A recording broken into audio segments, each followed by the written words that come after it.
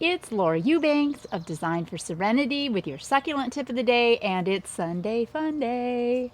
So, last Sunday Fun Day, I replanted my Susanok pot. I took this hot mess out and put the mammillarias in, and I have spent this last week figuring out what to do today and what to do with all of these cuttings and rooted plants that I took out of that pot. And I thought, how about we plant up my old boots, right? Ah, great. Okay, so these obviously have sentimental value for me. They're nothing to look at, but they're sentimental. So I will enjoy having these in my garden. I am going to plant them with moss, not with soil. I think moss is better. I think the boots will last longer if I don't have wet, yucky soil in there, and they will be much lighter weight too. So when I work with moss, this is just garden variety sphagnum moss that I got at Home Depot. When I work with moss, I don't wet it. I don't pre-moisten it. I mean, you could, I guess, but I don't find it to be necessary at all because I'm going to be working with cuttings. And as you know, if you remove the root system from a plant, how is it supposed to take in water? So to water a cutting doesn't really make a lot of sense, does it? All right.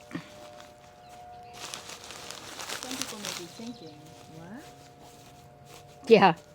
I have learned over the years that succulents will grow pretty much in any medium or no medium at all.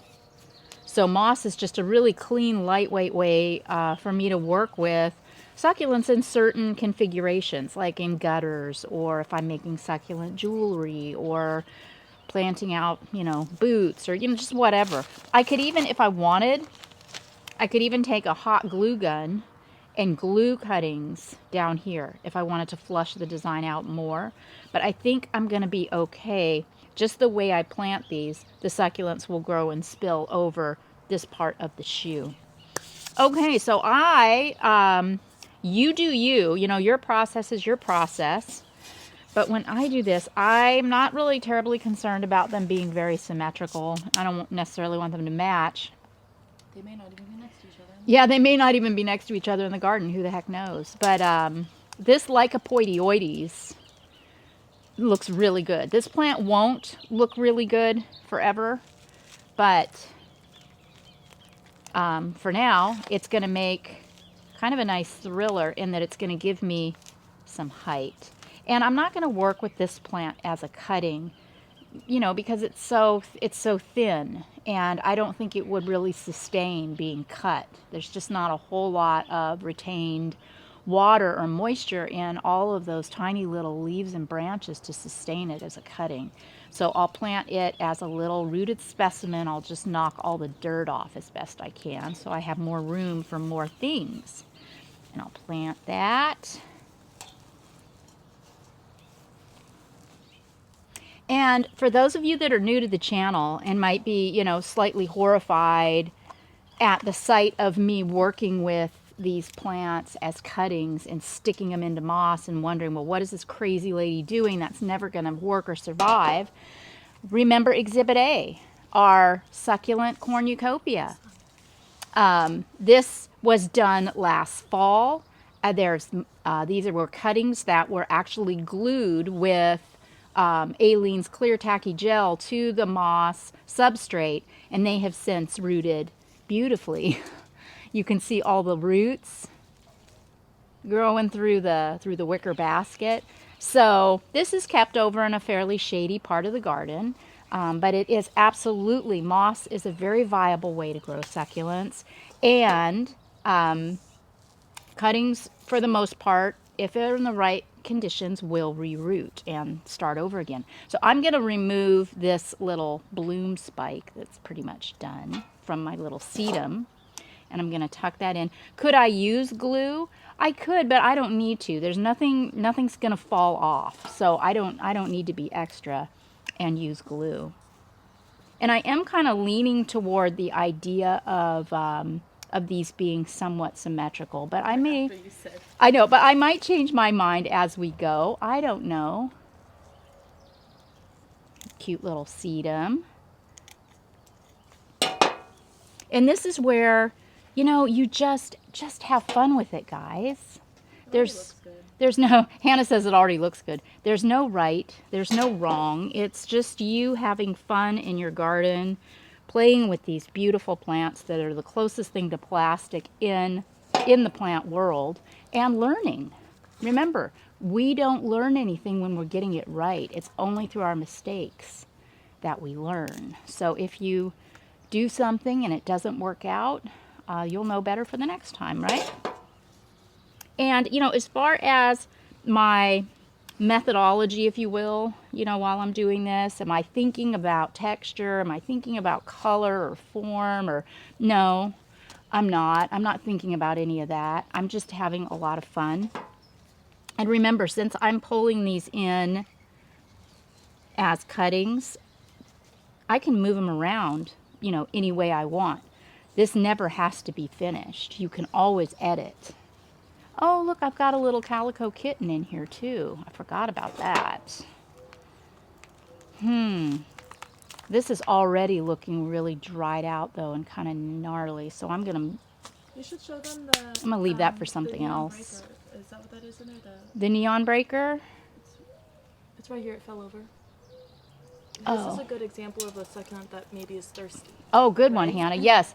So if you're ever curious about, well, how do I know if my plant's thirsty or if it's had too much water?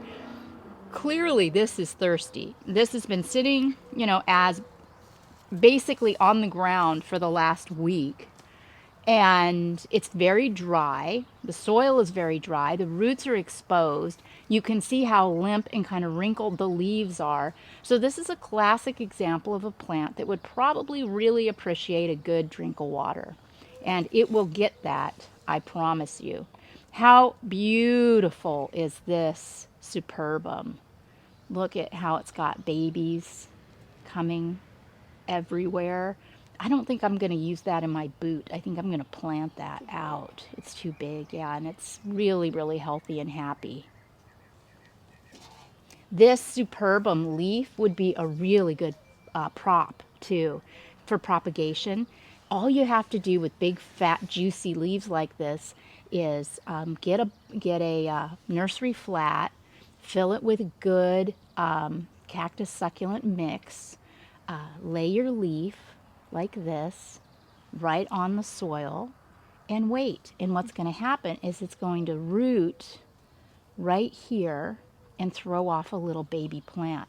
And then this leaf will be kind of like the umbilical cord for the little baby plant, and it will continue to feed it. And eventually this leaf will just shrivel up to practically nothing. You'll have a little baby Superbum that's about quarter size with a little root system attached, and that's when you can pop it off the leaf and plant it in the garden. Lots of fun if you've got the patience for it. All right. Look at all of those air roots coming off of that. And see, this is a really well hardened off cutting too. You can see how it's scarred and calloused. So this would be a really safe one to water. It's already got some roots. The wound is calloused. You don't have to worry about that rotting as she cuts it. Well, it's too long. And I need to fit things into tight spaces here.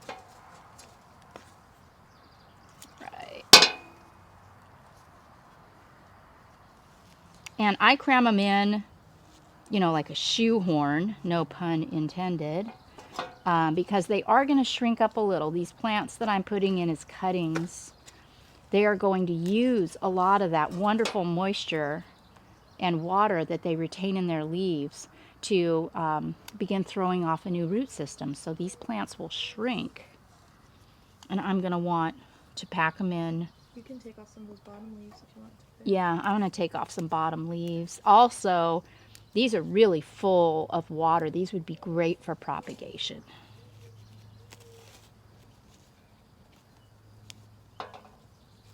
All right, and then I need something small to prop this guy up. Let's cut one of these little area off there. This might be, I think this is an aeonium, actually. Yeah.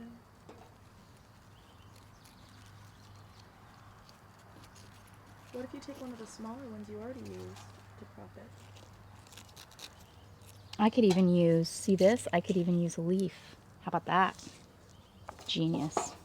The mourning doves are walking across the wall. It's really cute. Oh, we've got our little mated pair of mourning doves walking across the prison wall behind me.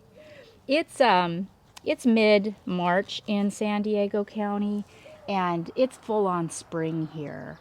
Everything is in bloom, everything is fragrant. It's just a magnificent time in the garden, isn't it? All right. I feel like I need some more smaller things, don't I, Han? Like over here. Here's a little Crassula platyphylla. This one also has the push that back. potential to grow down to cover I think it should go further back, Mom. the tongue of the shoe. And do that little orange. This guy? All right.